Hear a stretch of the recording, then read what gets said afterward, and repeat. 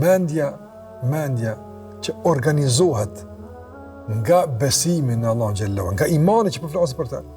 Kjo mendje që nga imani organizohet dhe udhëhiqet, kjo mendje të ndëruar angazhimin për të dhënë e ka shumë më të madh se angazhimin për të marrë. Do më thonë, ai që është egoist, ai që mendja e tij organizohet, sistemohet e udhëhiqet nga epshi, ai zakonisht mendon çush më marr.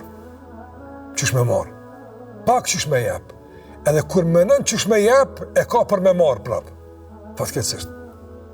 Ndërsa ai që ka mendjen të pastruar dhe e ka të organizuar nga besimi, nga imani, ai mendja e tij është gjithmonë e angazhuar çysh më dhon.